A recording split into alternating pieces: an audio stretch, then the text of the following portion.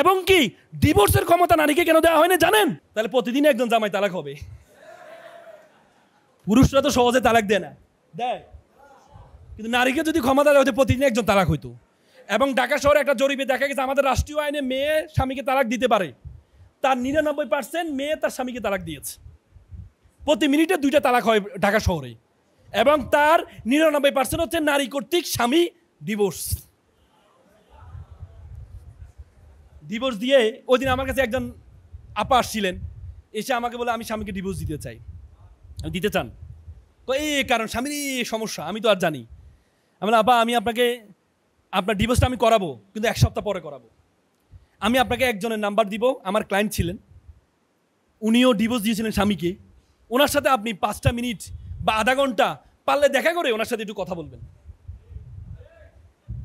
পরে আমি নাম্বার দিয়ে তো শেষ, আমি আর খোঁজ নিই নাই। 1 সপ্তাহ পরে উনি আসছেন, এসে বলছে ভাই আমি ডিভোর্স দিব না।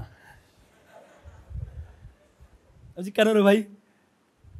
বলে যে ভাইয়া আমি ওনার সাথে কথা বলে যেটা বুঝতে পেরেছি, ডিভোর্স দিলে যে একটা মেয়ে তার বাবার বাড়িতেও কি হয়ে যায়, হ্যাঁ, বোঝা হয়ে যায়।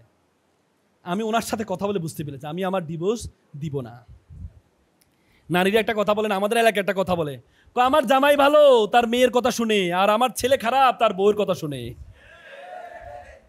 নিজের সাথে আসলে বুঝেন নাই?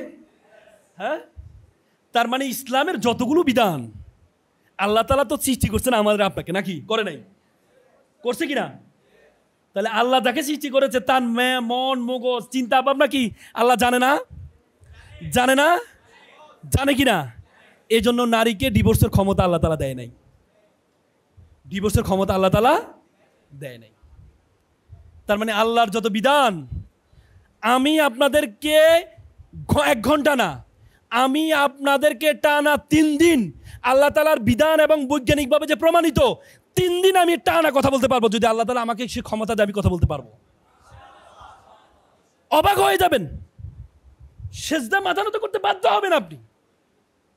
প্রত্যেকটা চিন্তা। কিন্তু আমাদের আলেম সমাজরা পড়াশোনা করে না, আমাদের আলেমরা পড়াশোনা করে না।